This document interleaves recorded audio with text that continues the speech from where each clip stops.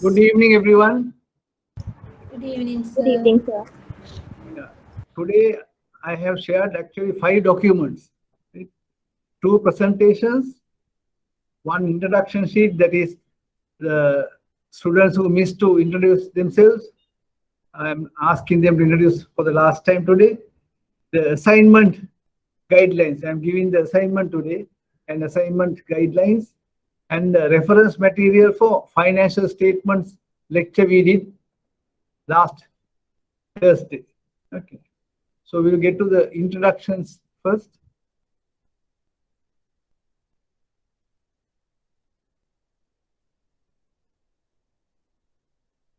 Introductions of these ladies and gentlemen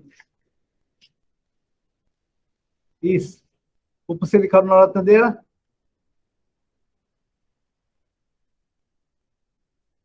Subha Gini Yogalingam?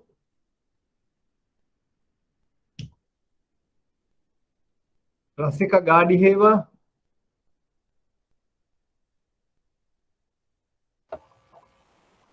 Subodhani Abhivikrama? Yes, sir. I'm here. So can you introduce yourself? Switch on your video and speak. Yes, I'm Subodhani Abhivikrama from Bank of Ceylon. I work as the manager of Bank of Ceylon Paliyagoda branch. Okay. Fairly good branch where a lot of COVID was there, no? Yeah, we have to face critically. So your branch is inside the premises, inside the fish market, is it? Or outside? No, it is our extension officer. The main branch. I'm attached to the main branch. Main branch, okay, right. So what do you expect from the project finance course? Because I think that this course will support me very well to evaluating the project proposals. Nowadays, currently, BOC has a trend to granting more development loan schemes. Okay. So we have to evaluate those project proposals. Sometimes there will be small scale projects, sometimes there will be large scale projects. Yeah.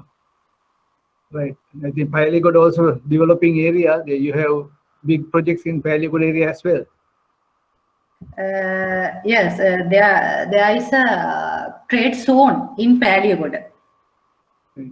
What zone? There's a trade zone with 10 companies.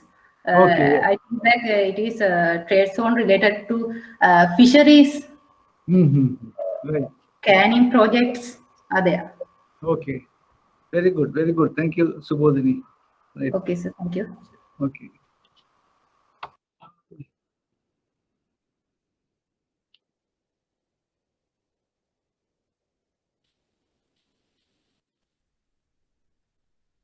Then Sudeshi Rajapaksha.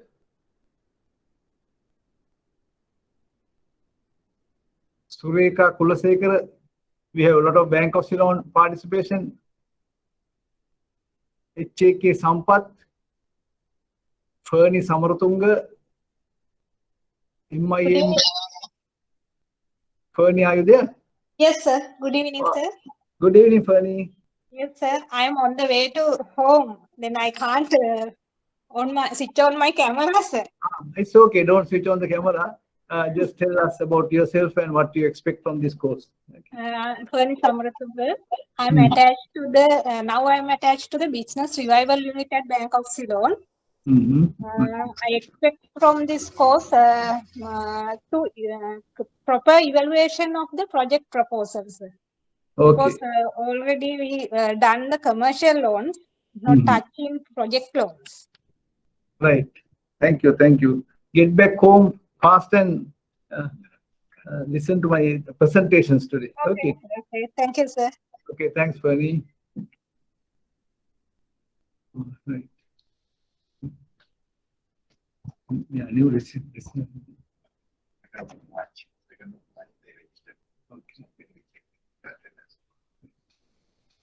Okay. So, MIM Imam, JK Dhammika, Kumari Premachandra. Hello, I'm here, sir. Okay, Dhammika. Right. Yeah, I am working at Bank of Ceylon, Yeah. attached to risk division, Right. and I am working in the capacity of chief manager. Right. I am going through the proposals above threshold limit, which is referred to the chief risk officer to identify risk associated with. So this course will help me to enhance my knowledge and give a better contribution to my organization. Okay. What is your threshold limit? 500 million, sir. Over 500 million once come to you, is it? Yeah. Right. Very good. That's that means very big projects, very big loans, no? Yeah. So my first project is manufacturing glasses.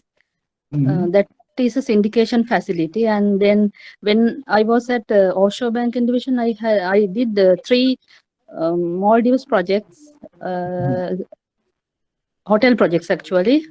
Yeah. And in addition, I have done 2 condominium apartment projects. One is already completed and other one is underway.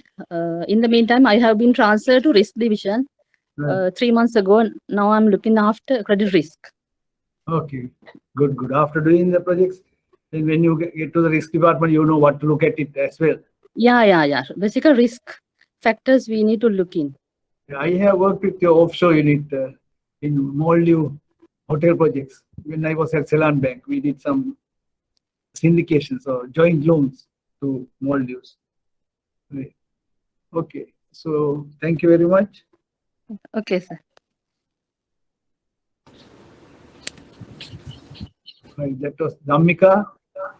Kumari Premachandra. Yes, sir. I'm there.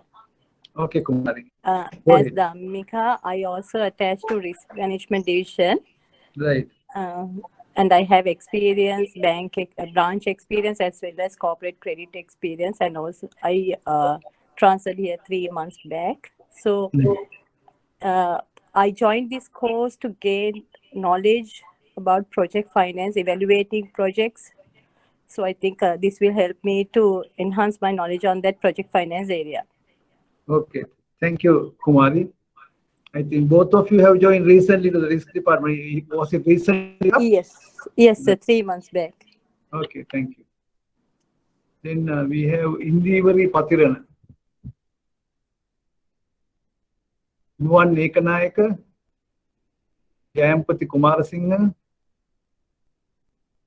Jilani Sisirangani, Parthanadi Silva, Nuwan Taranga, don't know which institution even is, Nadishani Ekanayaka, RDB Bank. I am here, sir. Pardon? I am here, sir. Nadishani there? Right, okay. Yes, sir. So I'm working at RDB Bank attached to refinance unit. My academic background is related to law. That's why I joined to this class to enhance my skills and knowledge related to the credit. You are attached to refinance unit, right? Yeah, sir. Okay. How many refinance schemes are available these days? These days there are 10 more. 10, right. Okay. So you want to learn project finance. Yes, sir. Very good. RDB Bank, you are the only one. Yes. Your former general manager who was there for a few months worked with me at HNB. Go on. Right. Okay. There are Thank 3 you. more. Pardon? Yes, Sorry, sir. Now, Mr. Menaka gave me there are 3 more newly registered in March. Chulanga Senadira is there, Chulanga. Augustina Rajaratna. Tarun, actually, I already gave my introduction. You have given the introduction. Yes. Lakmali Fernandez. Okay, we'll go to the next item. Thank you very much for those introductions. Hello. Yes. Yeah, so I'm Claudette Rajaratna here. Hello. Yes, tell me, what's your Yes, name? Claudette Rajaratna. Is it there here, name? You said Augustina, I think. Yeah, it's the Okay. same. Yeah, so I'm attached to Ceylon Bank Credit Administration Unit. And the reason I joined this course is to gain knowledge on project finance. Right. Okay. Were you there when I was at Ceylon Bank? Yes, sir. Right. Yeah. Yeah. Name rings a bell. Okay. Then who is heading credit admin unit now? Mr. Sivaharan. Mr. Sivaharan, I heard. Yeah. Okay. Yes. And some lot of complaints. Very difficult to get loans disbursed, it seems. Okay. Okay. So Thank you. thank Your first name is Colin, is it? Claudette. Can you spell it? Claudette. Yeah. CLA. CLA. Okay. UD. UD. ETTE. Claudette. Yeah, Claudette. Yes, yes. Okay. Right. Thank you, Claudette. So we'll go to next segment. Is there any others who wants to introduce? Who wants to introduce for the second time? Right.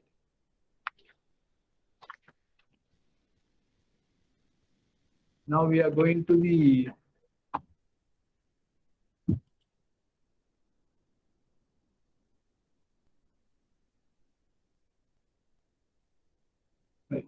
your assignment. I'll explain to you the assignment.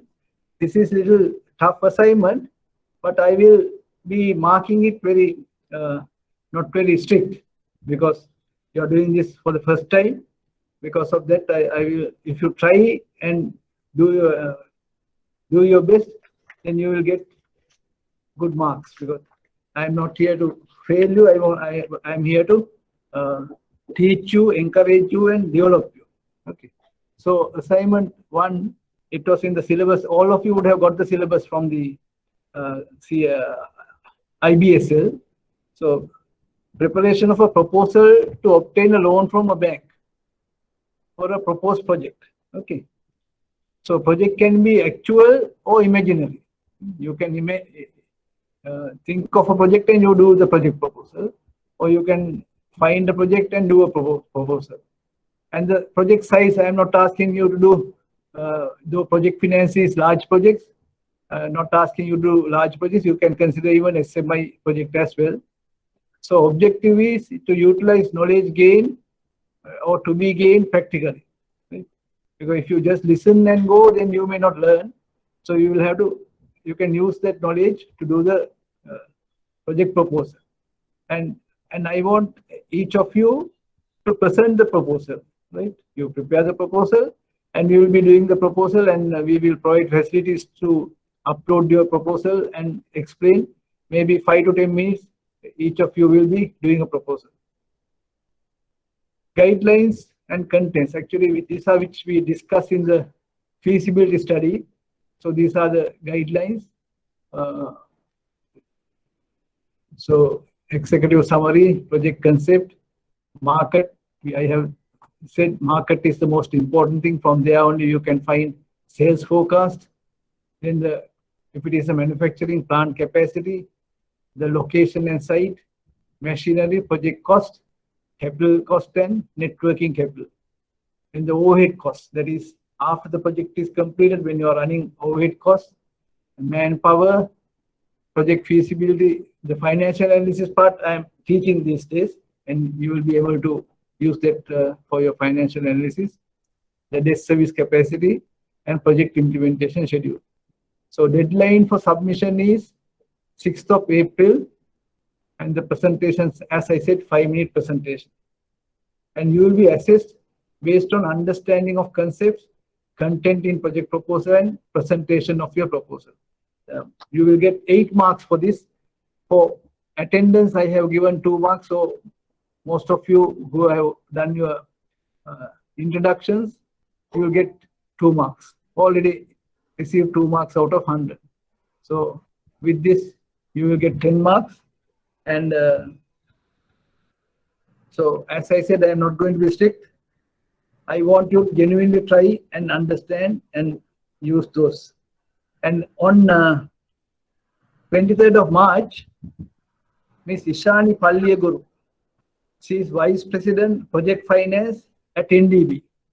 She will make a 1-hour presentation to all of you, the important aspects of a project proposal. Right? So she will explain, because she is presently heading the project finance at NDB, what they are looking in a project proposal. Right? So that will give you knowledge from a present practitioner. I am a practitioner, but I have practiced in the past. But she is the present practitioner, will explain to you. You can ask questions and get more knowledge from her. Any questions on the assignment? Are we supposed to prepare slides, sir? No need. If you can, No need. Better. Or you can have a Word document also explain, but Even a Word document would be sufficient, I guess. yeah, Word document also sufficient. Yes. Okay.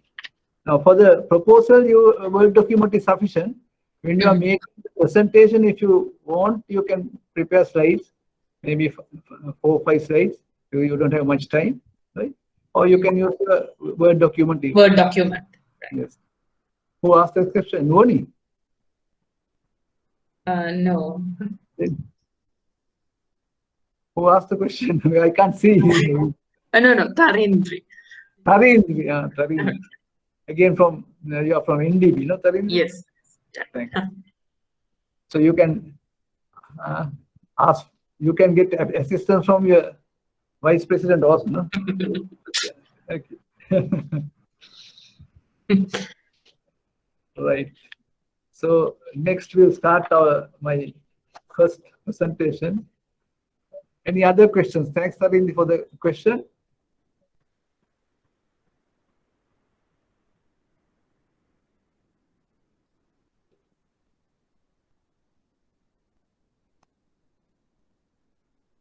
Okay.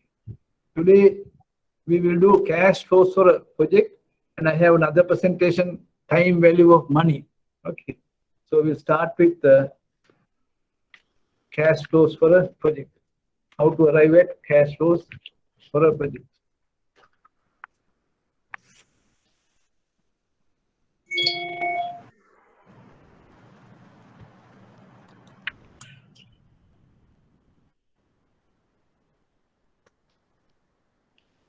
So value of an investment project depends on the amount of cash expected from the project, right? The timing of these cash flows and the risk associated with this. That is, the value of an investment depends on amount of cash flows expected, the timing of these cash flows, and the risk associated with them. Right? So in this today module, we will do the estimation of the cash flows for a project is. So there are 5 components to the estimation of the project cash flows, the project financials. So estimation of the capital costs, if you are going to do in your assignment, estimation of the capital cost. Then estimation of the total operating cost. That is, after you complete the project, what is the operating cost? You estimate that. Then forecast the sales revenue. Because most important, you have to have sales, so sales revenue. Then calculation of taxes and royalties. And estimate of the working capital. So doing project financials, project cash flows, you have to look at all these 5 aspects. So we'll just look at, if you look at capital cost, that is cost of equipment.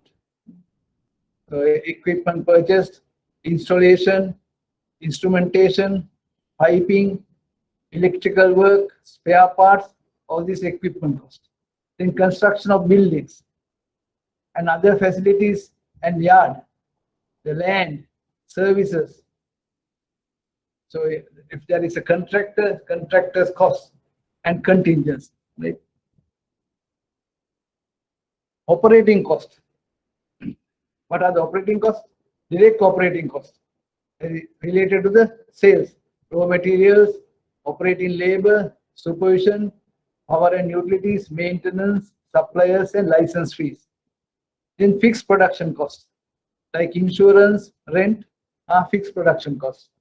Then the plant overheads, safety, health and environment, storage, packaging, disposal, fire, maintenance, and workshops. All these are plant overheads. Then the administrative costs, management salaries, administrative salaries, officers. Then you have sales and distribution expenses and those costs. Then we forecast the sales revenue based on the marketing studies and our estimation of market share, forecast of sales revenue. Then direct taxes and royalties, income tax, tax credits means that you get tax back, depreciation, royalties, and property taxes.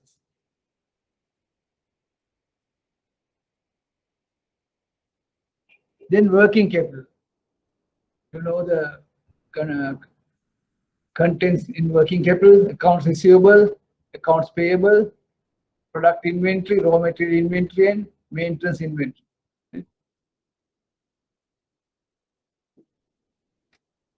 So we discussed at the beginning, when we start the project, there is concept, then the design, detailed engineering, procurement, construction, and commissioning. Right? So estimation of capital cost, there's a direct cost like the equipment and the construction. Indirect cost is procurement, right? Other engineering and contingencies, these are indirect costs. So you can use estimation techniques also sometimes. Initially, the hotel project, you will know what is the cost of a room hotel. When we were doing projects, I used to remember, but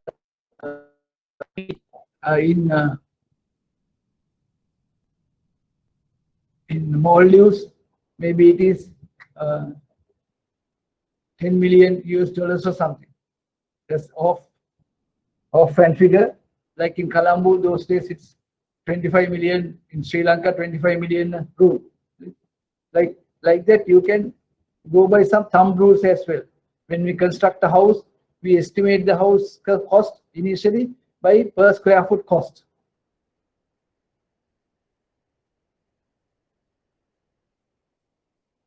Project cash flows. So what are the project cash flows? The effect of taking a project is to change the firm's overall cash flows today and in the future. When we take a project, we will change the, now company is there. Let's say that is a company. Okay.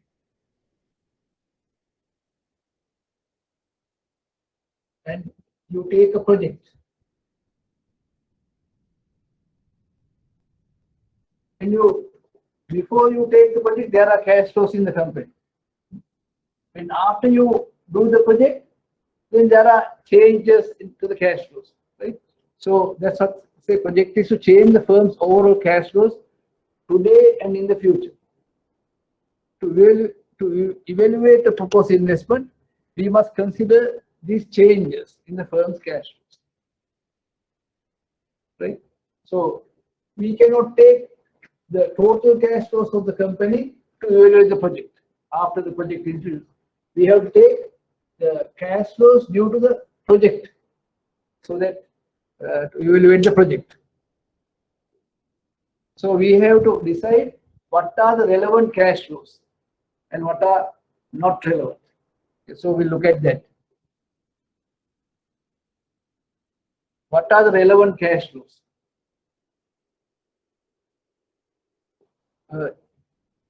Change in the firm's overall future cash flow that comes about as a direct consequence of the decision to take the project. We say the firm has 100 cash flow annually. Say 100,000 cash flows annually before the project. And after the project, it increased to 120,000. So what is the relevant cash flow here? That 20,000. Because of the project, the cash flow increased to 120,000. So that 20,000 is the relevant cash flow. So it says terms of changes or increments to the firm's existing cash flow. So this is the existing cash flow. This is the increment to the cash flow. This is the new cash flow. So increment is 20,000. So the incremental cash flows for a project evaluation consist of any and all changes in the firm's future cash flows that are direct consequence of taking the project. So that is, this is when you do a project within the company, right? If you start a new project, there is no other operation, then there's no problem. Right? When you do a project within the company, is this case comes in.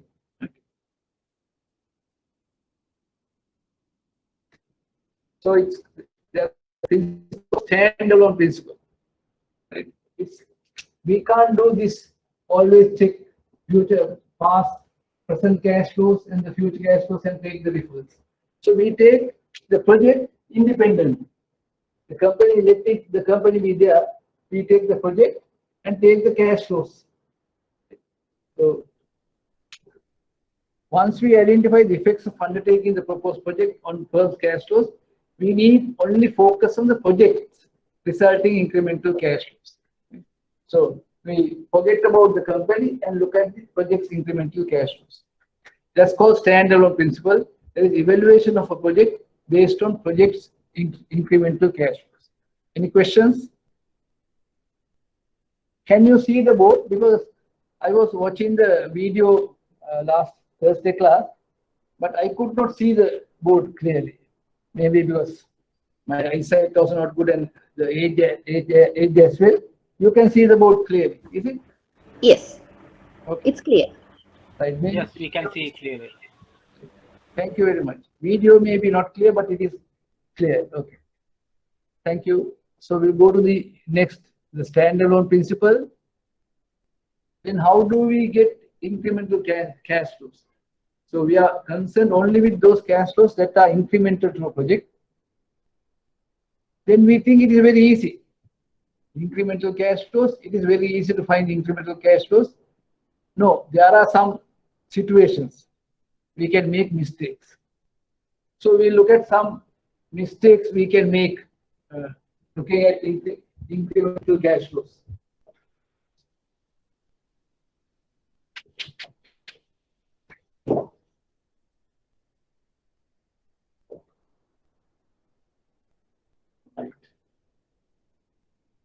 And we have to avoid them when we are doing project evaluation. Sunk cost. What is sunk cost?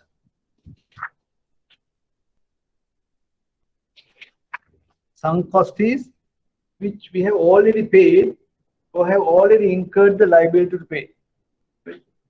So if we have example below, so then such a cost cannot be charged, be changed by the decision today or to accept or reject. Because if we have made that investment already, if we decide now to do the project or not, that cost already gone. So we can't take it as project cost. It is a sunk cost. So we have to be always careful to exclude sunk cost from our analysis. Now this example I have listed there, Milco company, right? There's a company called Milco.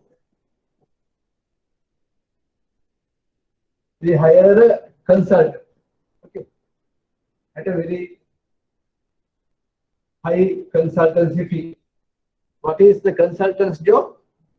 To evaluate whether or not a chocolate milk line, with a chocolate milk line to be introduced to the factory.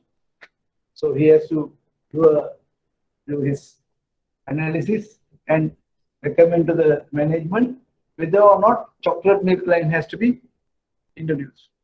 Now his consultancy fee, is it a sunk cost or it's part of the project cost?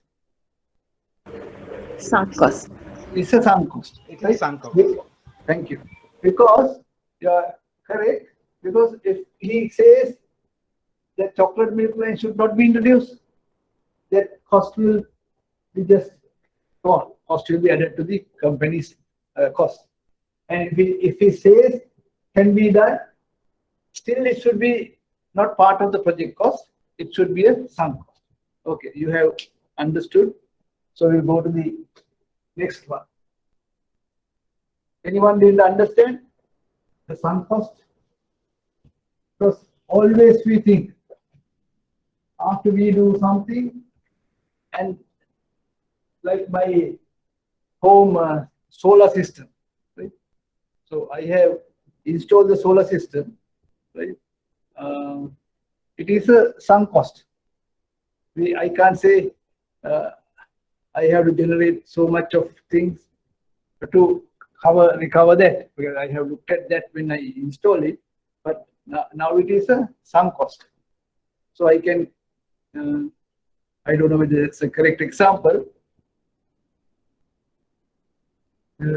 Look at another example later. Okay. Then the opportunity cost. Right. Opportunity cost.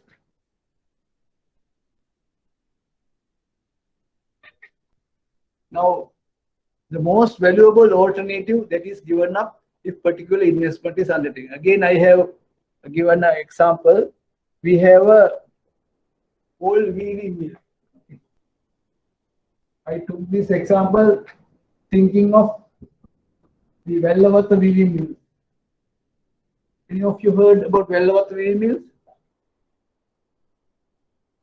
That Vellavatha weaving mills was very big weaving mill in Vellavatha on Havelock Road. Okay. And what happened? Now it is Havelock City. So we have bought it for 100 million years ago. This weaving mill we have bought for 100 million years ago, and we want to convert it into upmarket condominiums. Right? Now we want to convert. I think someone has switched on the unmuted the mic. Mute the mics. So we want to convert into upmarket condominium.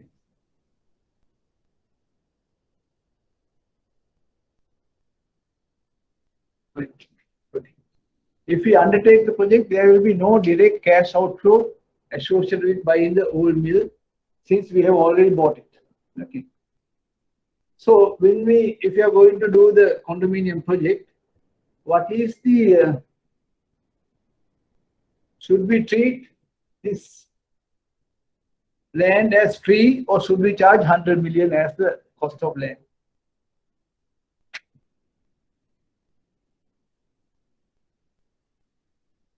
Okay. You can try, you can make mistakes. If you try, you will learn. Is it zero cost for the project or 100 million, because we paid 100 million? No one wants to try. Okay. So I will explain. Now can't take a zero. If you take a zero, right, the project will be viable. Project is highly viable because the land cost is zero. There was an architect, not architect, hotelier, who got to know us because I used him to evaluate a project in Trincomalee.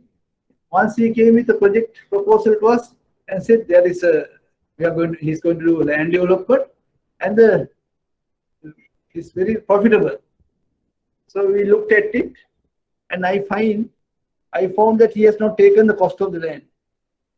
So in that case, he had to take the cost of the land, because we have to buy the land first. He has thought the land is there and I am developing. Right? So it's like this. So if you assume you have land free, then you will be very profitable. Okay. So it is not possible. If it is 100 million, 100 million is a sunk cost.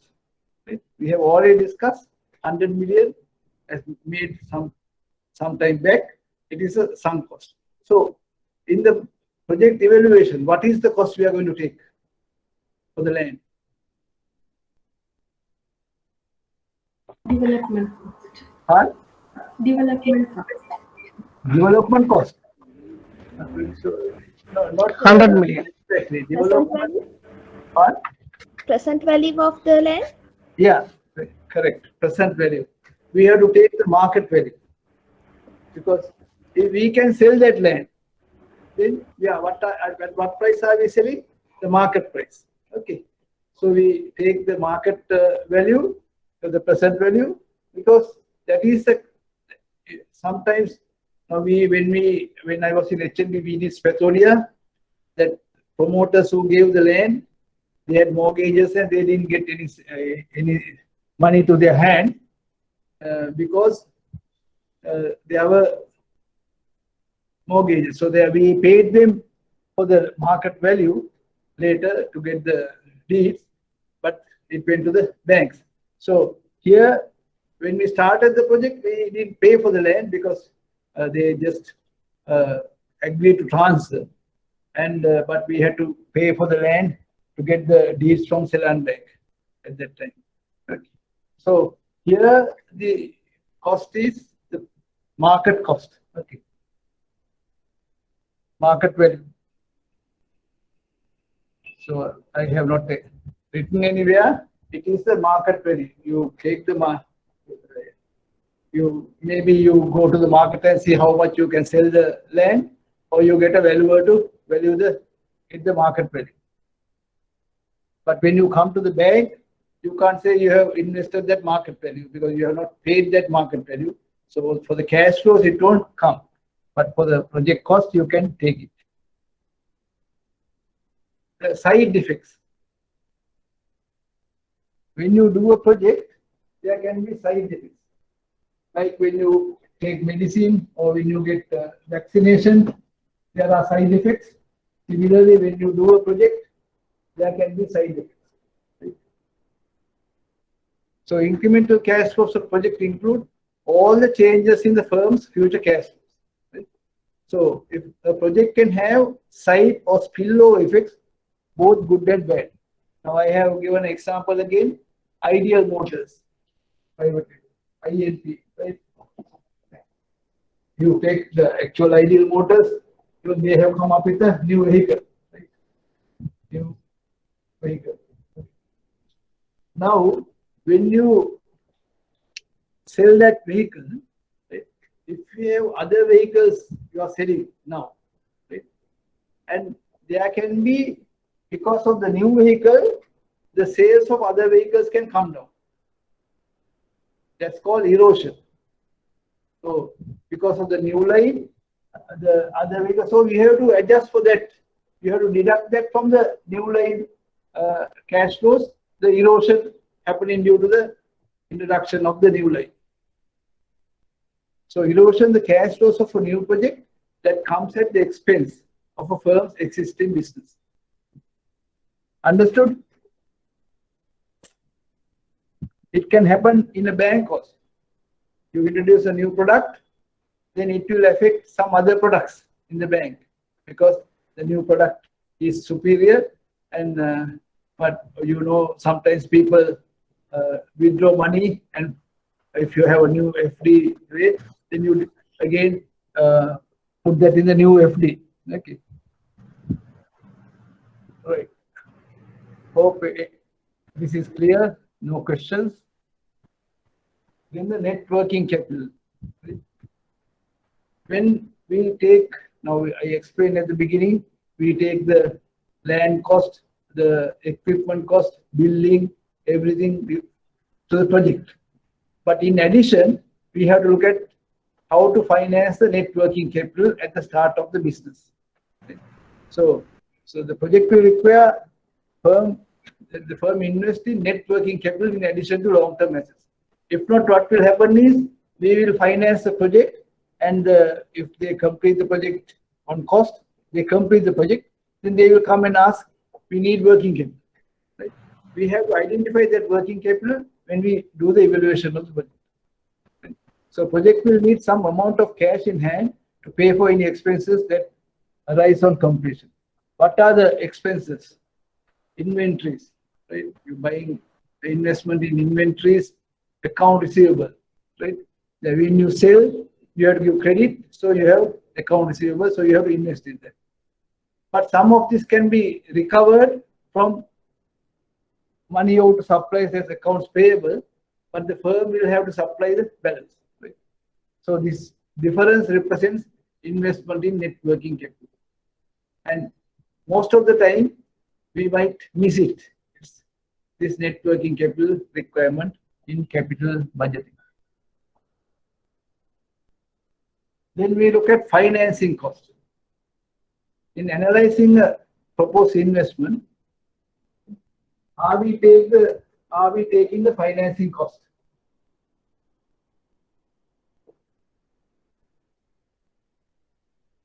I will share next time case where cash flows are calculated on Thursday, right? So are we taking the financing cost? Dividend? No. Yes, we are not taking financing. Yeah, explain. Because we are taking the free cash. That is because we are taking the free cash flow, right, sir? As in Free cash flow. Yes, we are taking free cash flow, and we are taking return on asset. Right? We have an asset, we invest, and return on that. We don't want to. We are not looking at how it is financed. Right? We think 100% financed by us. We looking at the return on the asset, right? And we look at the free cash flows to see from the asset. Now, due to the asset, we have sales, we have costs, right?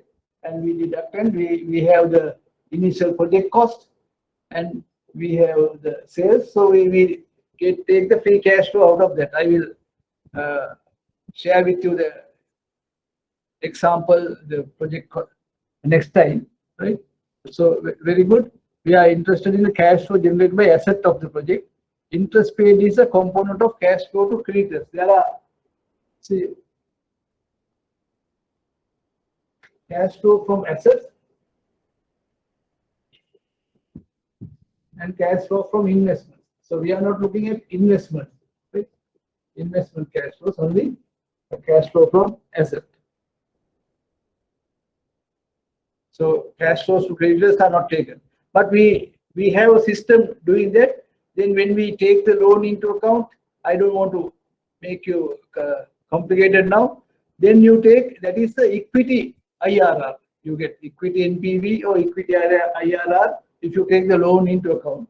But better to take without loan or equity considering 100%, then you get project IRR, project NPV. Okay. We'll do an example next time. So our goal in project evaluation to compare the cash flow from a project to the cost of acquiring the project in order to estimate NPV. Right? NPV we can do next week.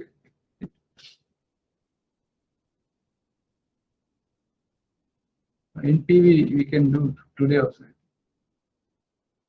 Other issues. So we are only interested in measuring cash flows when it actually occurs.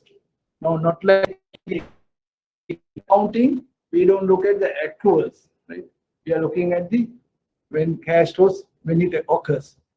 And always interested in after-tax cash flow, since taxes are definitely cash outflow. So after-tax cash flow and accounting profit or net income are entirely different things. Now this cost of equity, cost of loans, we are taking in the required return, weighted average cost of capital. We will learn it later. So that is coming into account, but we have to take the cash. So after-tax cash flow and accounting profit or net income are all different things, right? So accounting profit or net income is not relevant. Its relevant is after-tax cash flow. So we are having example today as well. We are looking at how to build pro forma financial statements. Pro forma is called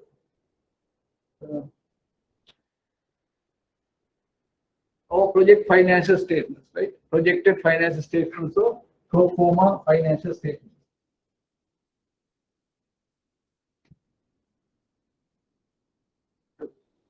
So when we evaluating a proposed investment is to set the pro forma projected financial. When you do your project proposal also, you have to set up your pro forma financial statements or projected financial statements.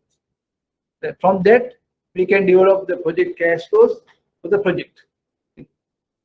Once we have the cash flows, we can estimate the value of the project using the techniques this is you have not yet learned.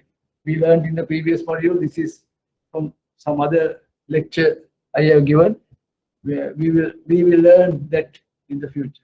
I think we are learning in the next lecture. So example of pro forma financial statement. Information needed of the project are estimates of unit sales, the selling price per unit, the variable cost per unit, total fixed cost, also total investment required, including net working capital. Right? So we need unit sales,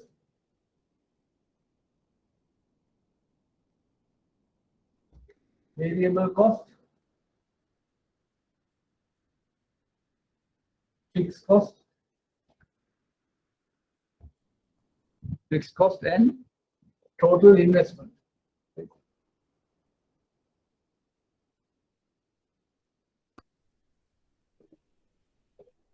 Total investment, which includes net working capital. We just discussed that total investment. So we'll take this example. Now, I am going to start a Kandar project.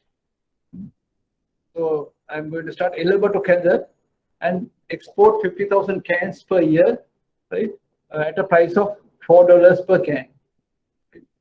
Okay, so export 50,000 cans. So unit sales is 50,000. Selling at price is $4. So variable cost is $250.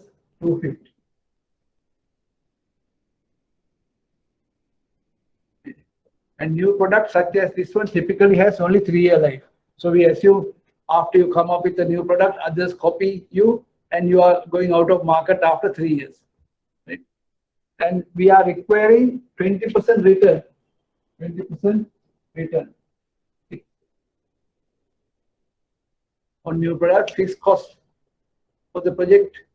Fixed cost for the project is $12,000 per year. $12,000 per year. Fixed cost. Need to invest total of 90,000 in manufacturing equipment. So total investment is 90,000. Right. Assume this will be 100% depreciated in 3 years. 3-year life of the project, no scrap value. So that is given for what? To calculate the depreciation. So the project cost is 90,000. 3-year life, depreciated full in 3 years, no scrap value. That is depreciation is 30,000. 30,000. Pardon? Yeah. Okay.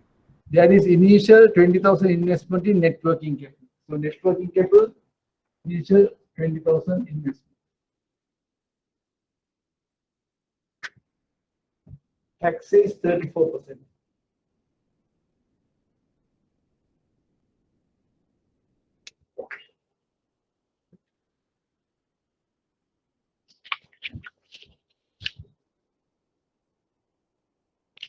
Are you having your calculators with you? Because the next lecture you need the calculators. After the break, take your calculators. So first we do income statement. Okay. So projected income statement. Shall I write? I think I will go on the slide. Income statement, sale is 50,000 into 4. 200,000 is sales. Then the variable cost is 250 into 50,000, 125,000. So the gross margin is 75,000.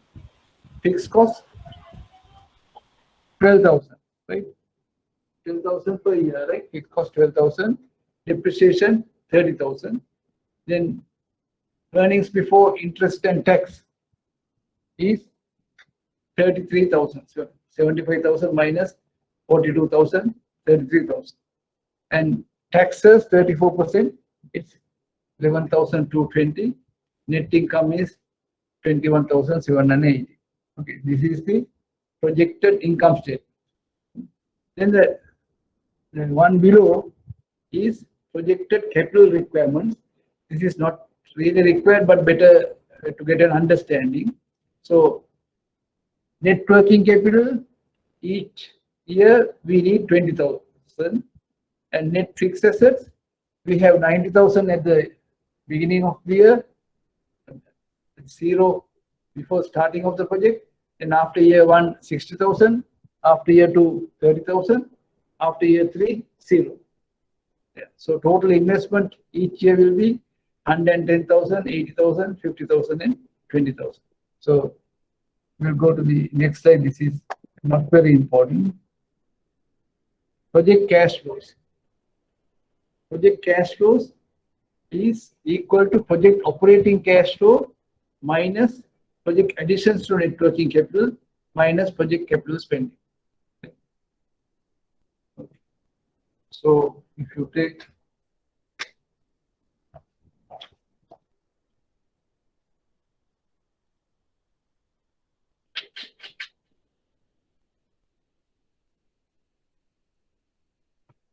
we have operating cash flow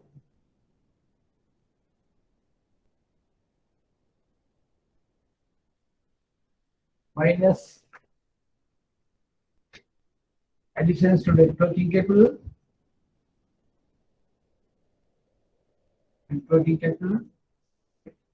minus project capital spending.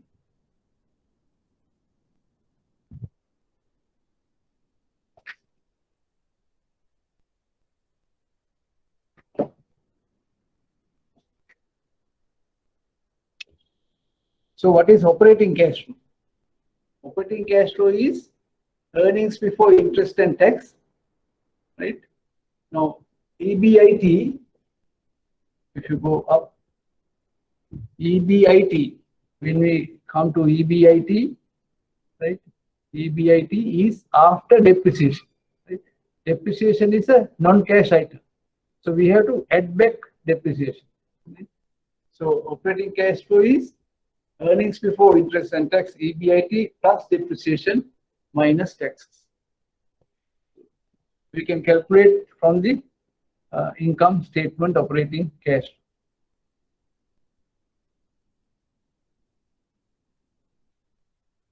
So spending upfront for fixed assets is 90,000. Invest in net working capital is 20,000. Those two coming from the balance sheet. Other one is from the EBIT, the operating cash flow coming from the income statement. So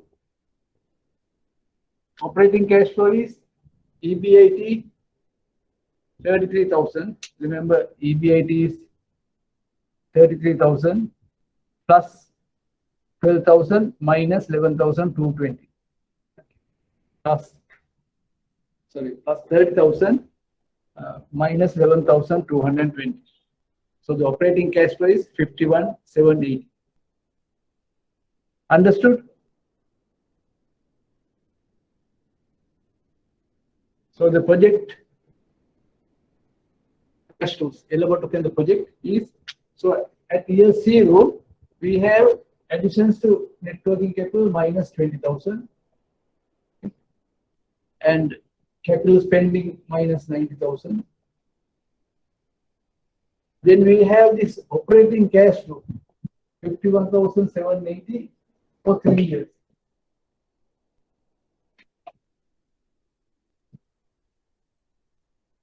Right? 51,780 for 3 years. Now, how did this 20,000 come? Now, this 20,000 net working capital, when we complete the project, we get it back because we sell all our inventories, right? We recover all the debts.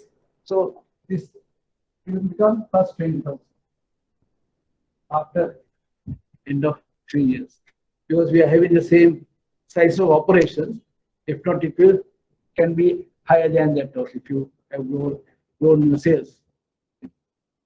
So the project cash flows are minus 110,000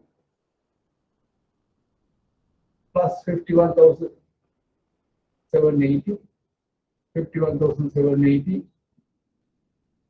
71,780. So this is a simple example how you develop your project cash flows, total project cash flows. Okay. So always in a project, in the beginning there is a negative cash flow because of the capital investment and the net working capital. And if the project is good, you should have positive cash flows after the project is complete. And these things you have not learned yet. We need to pay back yet, right? So if you look at these cash flows, 110,000 is recovered just after 2 years. 51, like 52, 104,000. So just over 2 years, we can recover the initial investment. So payback period somewhere around 2 years, little over 2 years. AAR is average net income divided by average book value, right? So average net income for each year is how much? Average net income is 21,780, right? And the average book value is that other table coming into we had, right? This one, the capital requirements 110,000, 80,000, 50,000, 20,000. So you add all these four and average book value you get. So average book value is 65,000. So AAR is 33.51. Average accounting return. Okay. Then there's a thing called profitability index. It's the present value of an investment, future cash flows divided by initial cost. That is, that we were given the we were said discount ratio, right? We said we require 20% return on new products. So the calculation is not done here. We will do it. You bring the net present value, future cash flows, bring to net present value, the present value, and then divide by the initial investment. So it is 1.1. Okay. So that is net present value is positive, but let it be in future when we learn net present value and all these criteria. Any questions?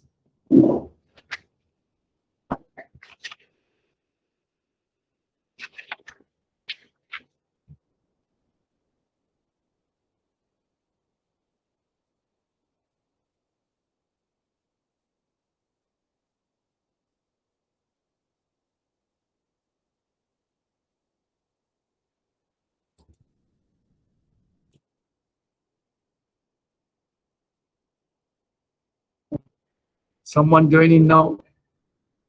Okay. Any questions? Oh, you can't. You can see clearly, you know? Then we'll take a break. Meet at 8:20. So the value of an investment or project depends on the amount of cash flows expected from the project, the timing of these cash flows, and the risk associated with each of them. I think I have repeated this. The value of project depends on the amount of cash flows, the timing of these cash flows, and the risk associated with them. I think I have shared with you. I have done a lecture once. For 10 minutes, they have been watching.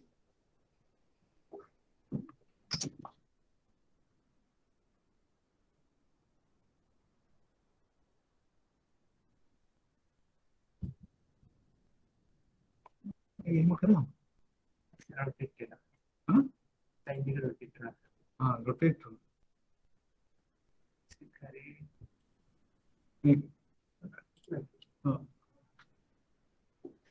Right. Okay. The help also came and he did something, Ashen. Right.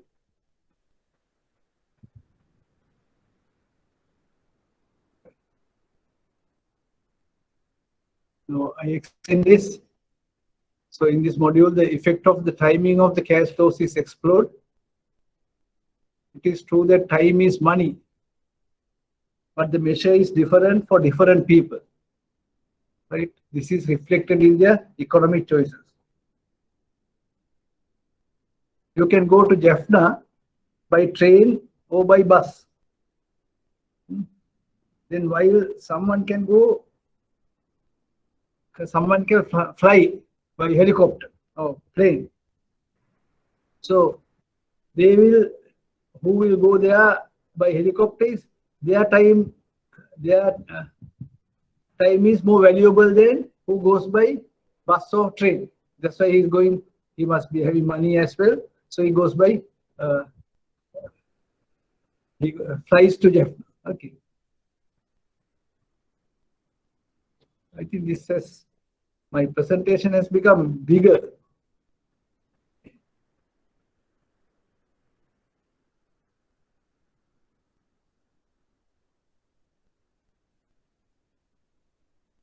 Right.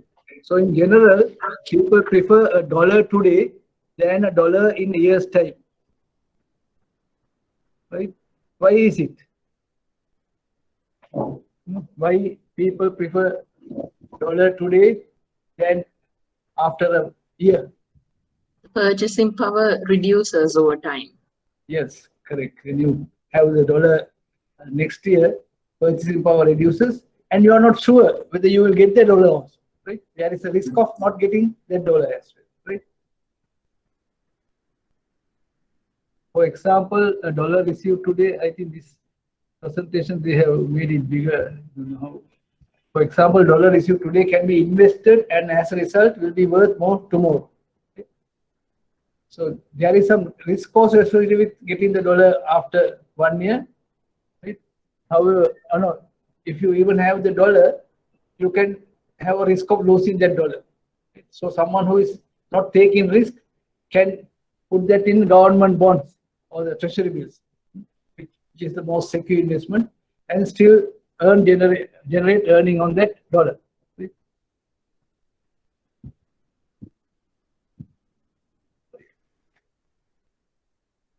So if you don't invest it and just simply keeps it, it may have a lower purchasing power due to erosion by inflation.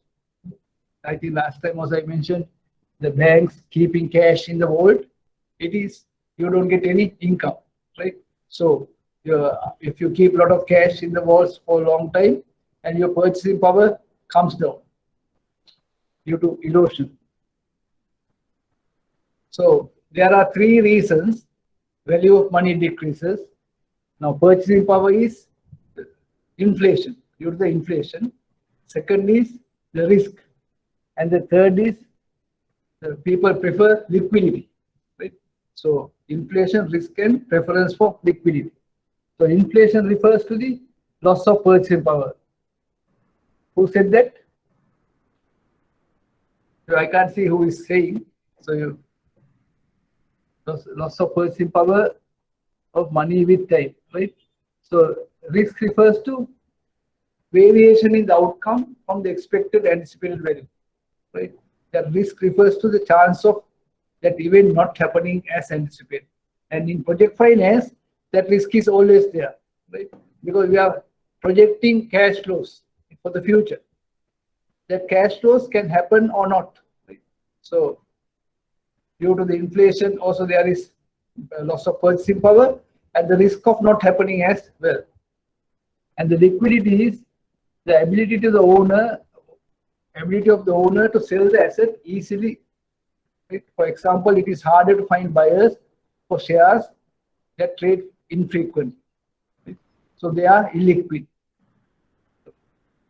If the share is trading frequently, then that share is liquid. So effect of timing on the value of money. So time is money, and generally people prefer cash now rather than cash in the future. Can this be quantified? So we look at the following case and see this finance officer, this finance manager officer has to make a decision. So what is the decision? How can he make it? So financial officer of the company wishes to invest an amount of money for 10 years. He has identified two options that seem to be attractive. An electric utility, that is power generation utility, offering a security known as zero coupon for sale. Zero coupon bonds for sale.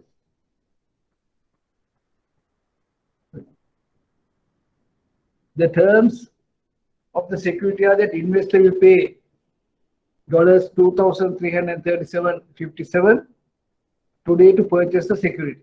Right? So the finance officer is the investor. He will pay $2,337.57 to purchase the security, and the utility will pay the owner of the security $10,000 in 10 years time. It's like insurance. Sometimes when you take an insurance, you pay now something, what you get after 10 years or 20 years. So owner of the security will receive nothing until then. So he won't get anything, any interest coupon before that. Then there is another option. The government is offering similar security to that of the utility company, except that security will pay $500 each year for the duration of the security, and in the last year will pay full 10,000 plus 500. Okay. The government is selling this security known as coupon bond for $4,787.26. Now this is expensive. You can see the $4,787.76. The other one is only $2,337. Okay. So the timing of the cash flows for these options are different. So the finance officer, who is the decision maker, needs tools to enable him to make this decision. Right? So the two concepts we are going to learn today, the future value and the present value of cash flow,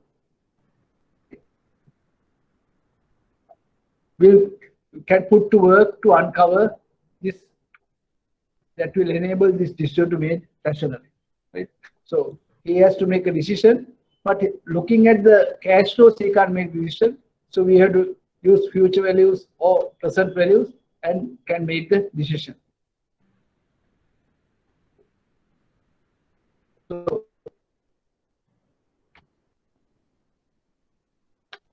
So future cash flows, we can bring it to present terms, right? Then we can compare. When you bring everything to one level, present level, then you can compare two investments, right? And we'll have this, look at this scheme schematically. Comparison of investment options. I don't know, the IBSL has made my presentation bigger, and it has become so big, it doesn't come in one screen now. So electric utility, you invest the 2,000 something and get 10,000 at the, after you invest 2,300 something and you get 10,000 at after 10 years, and we have to bring that to the future cash flow to the present value. Okay. And government loan, you have investment, right? Your investment is bigger than this 4,000 something, and you get $500 each year, and you have 10,000 at the end of the year. So you have to calculate the present value of the future cash flows, and then you can compare both these investments. So you can do as a homework, calculate maybe at 10% discount rate and see which one is better. So first we will learn future value and compounding. Future value and compounding. Future value is the amount an investment is worth after one or more period.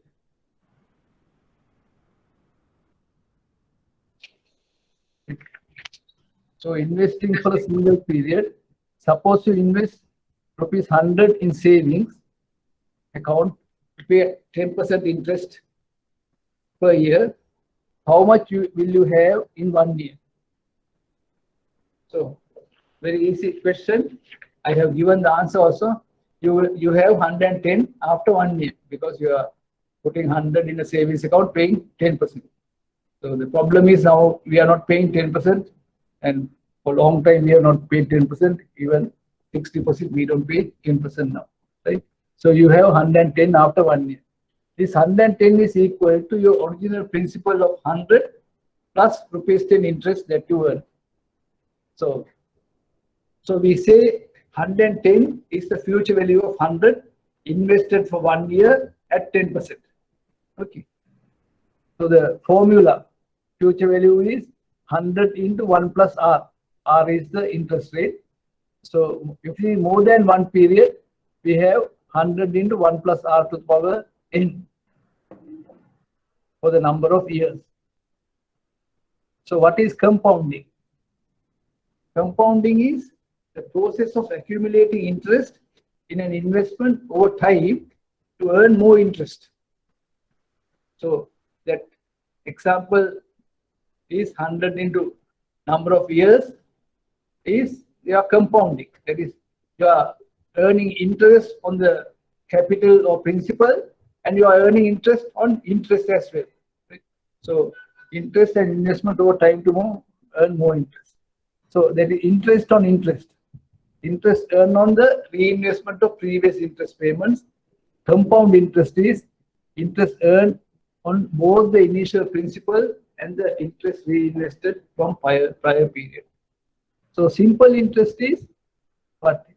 Interest earned only on the original principal amount invested. So I am teaching bankers who are always handling this interest payment. So this is simple interest. Then the other one is present value and discounting. We now learn future value, present value and discounting. Present value is current value of future cash flows discounted at the appropriate discount rate. So we need 1,000 in 1 year. So how much do we have to invest now at 10%? Right? So we know the future value is 1,000, but what is the present value? So to get the present value, we divide 1,000 by, so it is present value time 1.1 times is the future value. So to get the present value, we divide 1,000 by 1.1. So it is 909 and cents 9. I think someone's mic is unmuted. Please mute if you are not asking a question. So in this case, the present value is the answer to the following question. What amount invested today will give ₹1,000 in 1 year if the interest rate is 10%? So the present value, we discount future value back to the present. So calculate the present value of some future amount. Discount is calculating the present value of some future amount. So discount factor is 1 divided by 1 plus R for 1 year. Right? Discount factor for 1 year is 1 divided by 1 plus R. So we look at the example. suppose you need 100,000 to buy a mobile phone next year. You earn 7% on your money. How much do you have to save today? So all of you work out and tell me how much you need today if you want to buy a mobile phone for 100,000 after 1 year.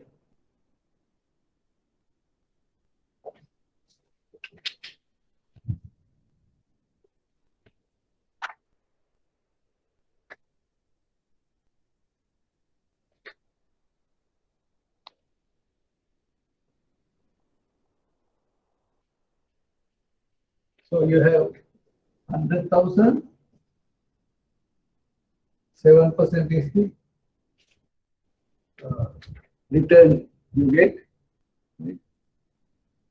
So what is the discount factor? Discount factor.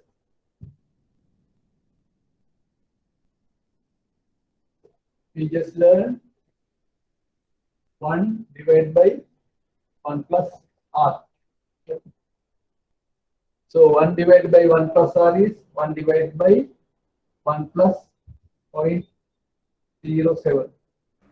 7% is It's 93,000. What? It's 93,457. 93,457. Yes. Very good. I have got 93,458. Maybe rounding off. Rounding off. Right.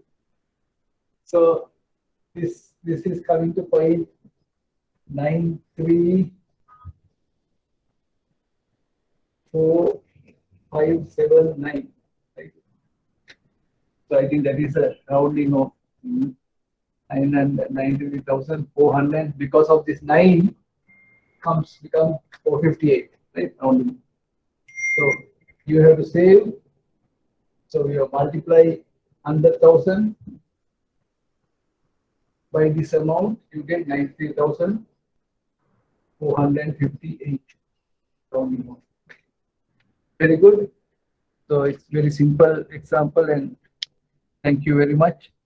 We'll go to the second example. I had the answers in this presentation. I took it out because then there won't be much interest. So present value for multiple periods. Suppose you need to have 1,000 in 2 years, then you can earn 7% again. How much you have? How much you have to invest to make sure that you have 1,000 when you need it, right? So that means that I have given here 1,000 is equal to present value into 1.07 into 1.07, right? 2 years. So 1.07 to the power 2, it comes to present value into 1.14, and the present value divided by 1.14 is future value divided by 1.14 is present value 873.44. So if you want 1,000 in 2 years at 7%, you can earn 7%. Then you have to invest 873.44 to get 1,000 in 2 years. The present value factor for multiple years is 1 divided by 1 plus R to the power T. That is coming here, 1 plus R to the power T. Okay. T is the number of years or number of periods. So we go to the example 2. You want to buy a new car. You have about 2,000 or so, but the car costs, sorry, 2 million, but the car costs 2.5 million. Right? 2.5 million. If you earn 9%, how much do you have to invest today to buy the car in 2 years? And we have to assume the price of the car will stay at the same level, because price also can go up with the inflation. But we are assuming car is 2.5 million.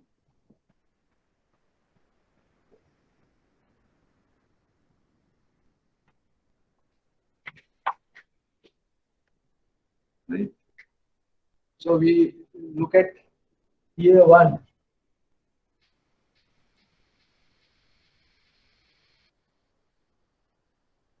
And year 2. So when you write it down, it is very easy. Year 1 divided by 1.09.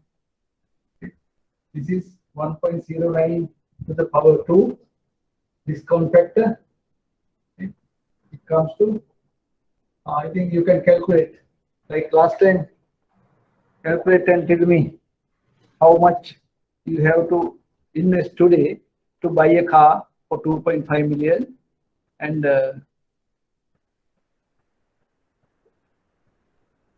you earn 2%. Whether that 2 million you are having is enough to buy the car after 2 years for 2.5 million. Not enough because not enough. 105,300. 2 million is not enough to get that. enough. Okay. Because we So, 3 million. how much they should have?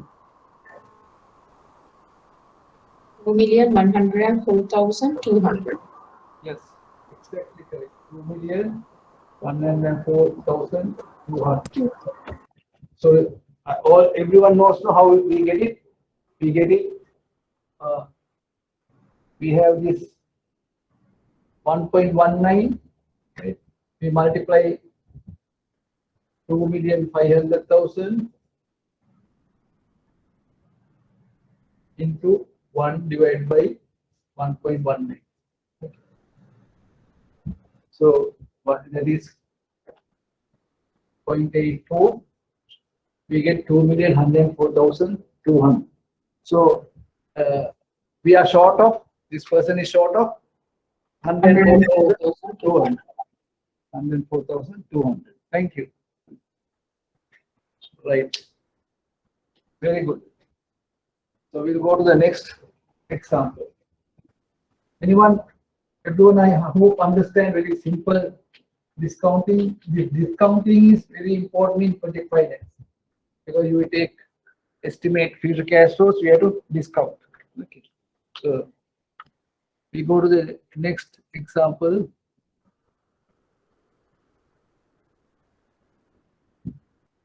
I have kept space for you to write. Example 3 is your company proposes to buy an asset for 335,000. This investment is very safe. You will sell off the asset. Very safe means it is not risk-free but safe. Okay. You will sell off the assets in 3 years for 400,000. You know that you could invest rupees 335,000 elsewhere at 10% with very little risk. What do you think of the proposed investment? Right. So what do you have to do?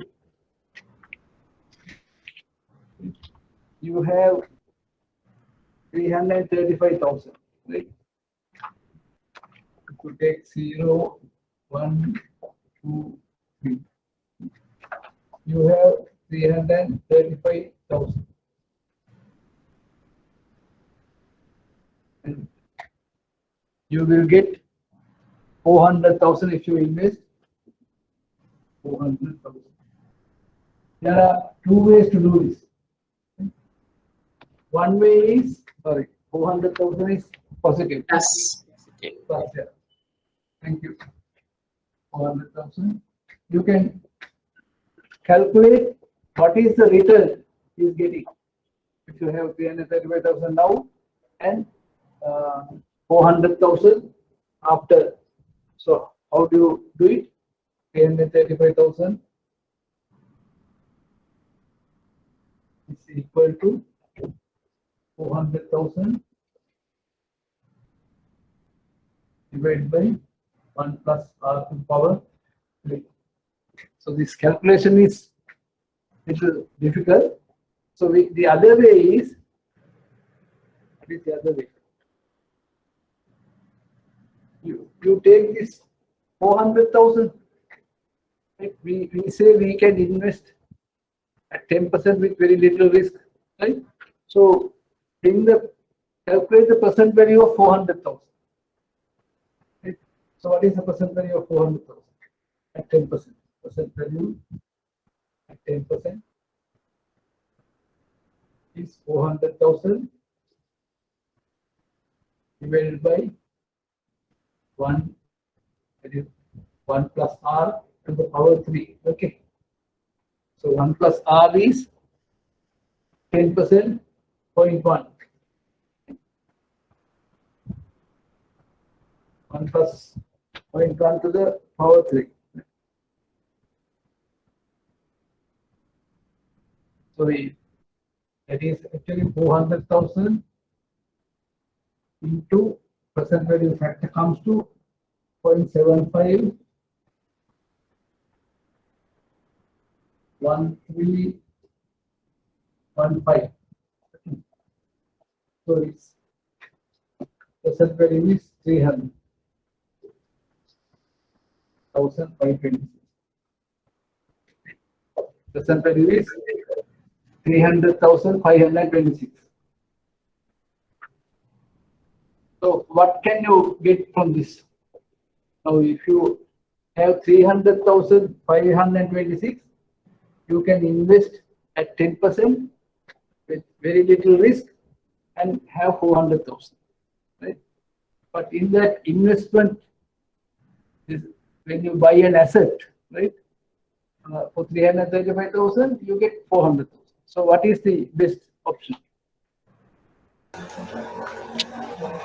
To invest the 335,000 at 10% interest. Yes, that is the best. Right? Then you get more than 400,000. You can calculate that also. Yes. It will do more than 400,000. That is the best, right? Okay, very good. We'll go to the next one.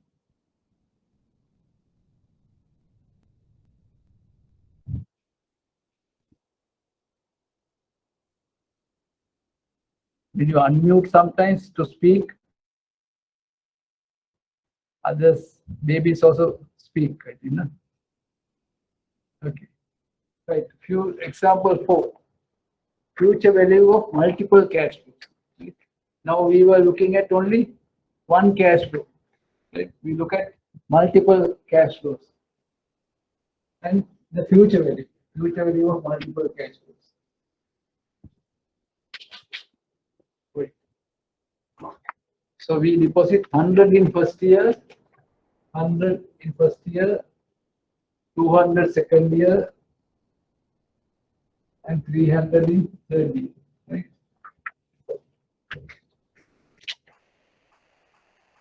How much will you have in third year? Third year. Right. How much will you have in 5 years? Assume 7% interest rate. So 7% is the rate. So after 3 years, how much? Calculate and tell me how much you will have after 3 years.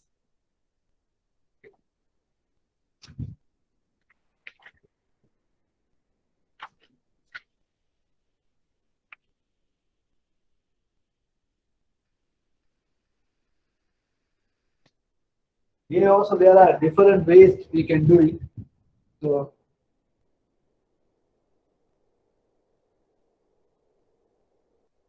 we can take 100 into 3 years, right?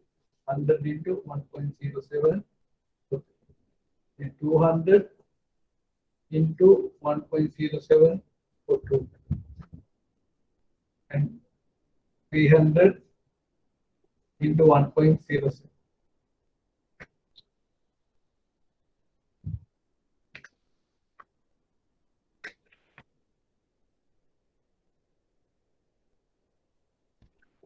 Sorry, I showed you how to do it, and you could have done better than me, better ways.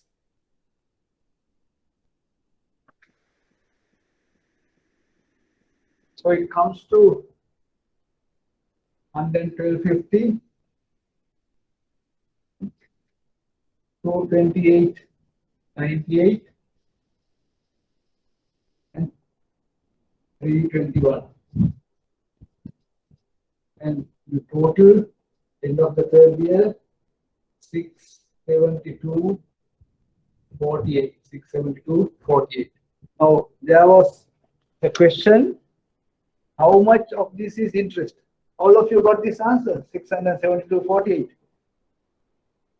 Yes. Right. So how much of that is interest? How much is that capital, the principal?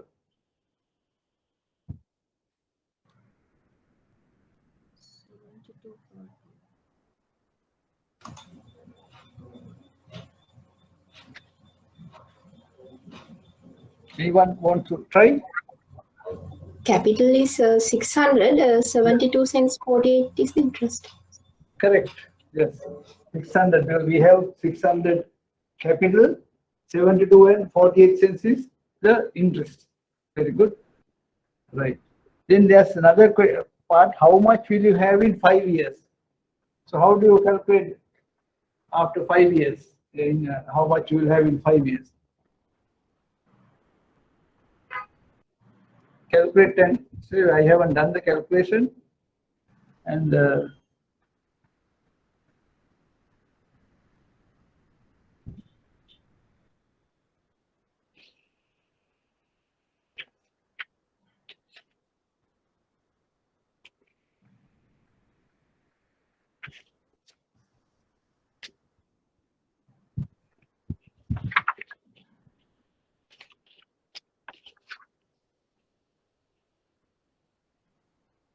because after 3 years we have 672.48, right?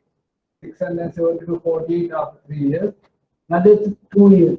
So 1 plus r to the power 2. Okay. So 1 plus r to the power 2, and r is 0.7. R is 0.7. So you'll have to calculate and give the answer, because I haven't calculated it. So we go to the example 5, last one.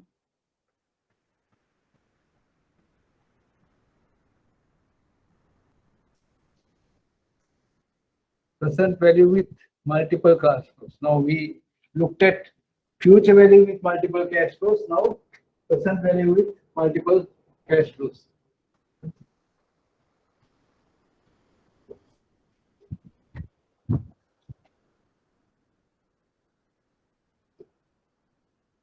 All of you had your dinner, so you must not be hungry.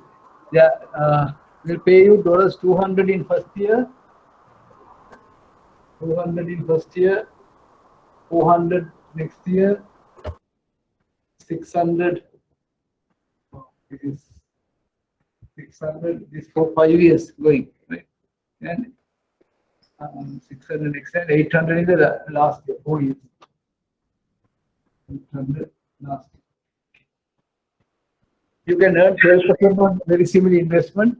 What is the most you should pay for? This one, right? So we are having the cash flows, right? So we have to take to the present value and calculate the present value. So best is to calculate the present value factor, right? Present value factor. This is available in finance books as well. Present value factor you get in the tables, right? And present value factor is 1 divided by 1 plus r. Here the rate is 12%. The rate is 12%.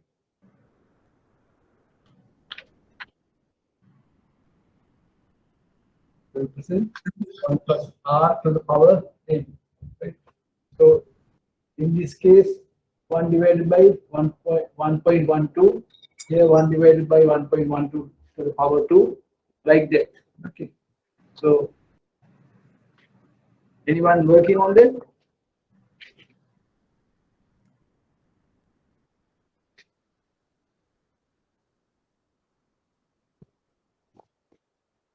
Right. I will just give you the figures. 0.893 is the present value factor. 0.797, 0.712, 0.636. Why is the present value factor or discount factor reducing with the time?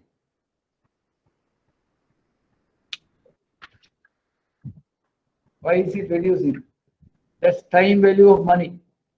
We say with the time, that's why this n works. So when n is higher, the discount factor is comes down. Right? And after 10 or 15 years, you do a project, you take the cash flows and discount to the present is nothing because the present value factor, the discount factor is very low.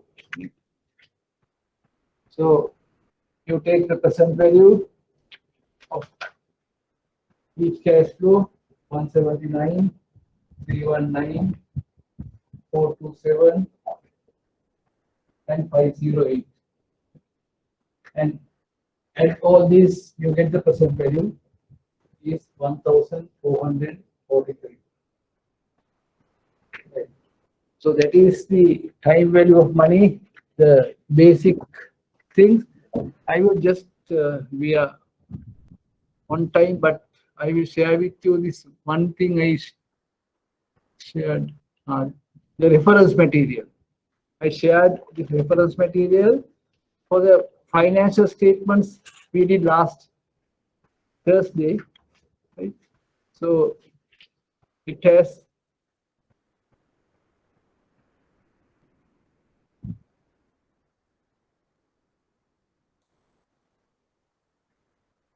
it gives the income statement, right? All the equations on the income statement.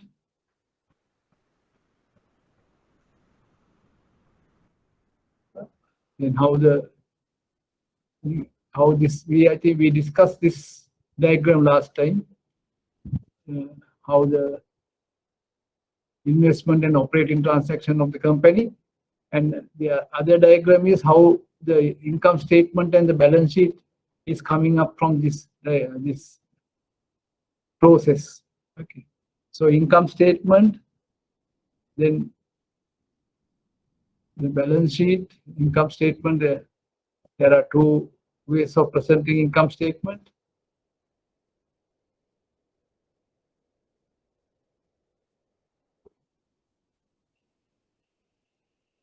Balance sheet,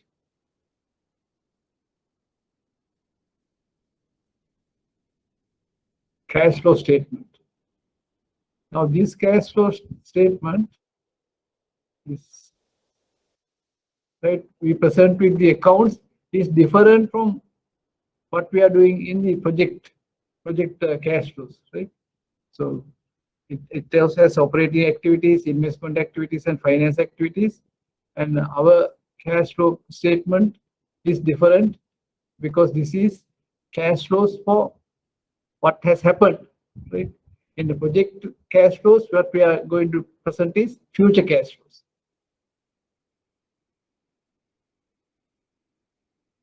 And there is depreciation, right?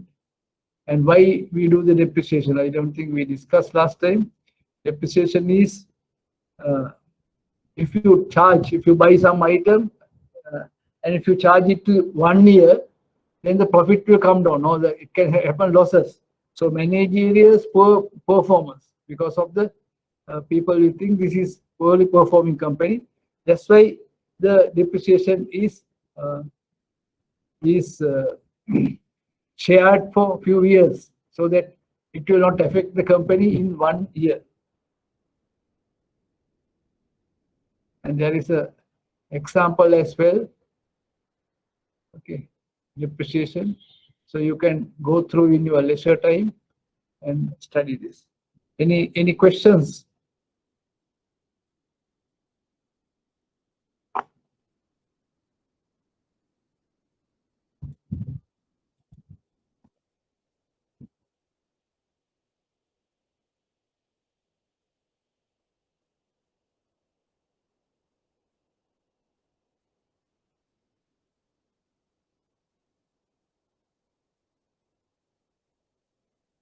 Right. Any questions? There are, you are, yes. Hi, sir. Just to know that regarding this assignment, are there any cap for number of words? Normally, words are limited for the projects proposal. Who is speaking? Gamini here. What is the question, Gamini? Regarding this assignment, the number of words for the assignment. Right. Yeah. Okay. I will say maybe about 5 pages. That should do. You don't have to make a big proposal, right? So I'm just trying your knowledge, and I don't want most of you are busy working people, right? So 5 pages should do. Right? Okay, thanks so much. And one more thing. That do we need to consider a large scale projects or small one? Are there any? I mentioned in my that paper also. Even an SME would be enough. Yeah, no need of a large. Even SME you can consider SME. Yeah. Okay, thank you, sir. Thank you, Gamini, for that question. I think this clarifies others also what is required. Any other valuable question like that? I think all of you must be hungry or tired now. Then thank you very much.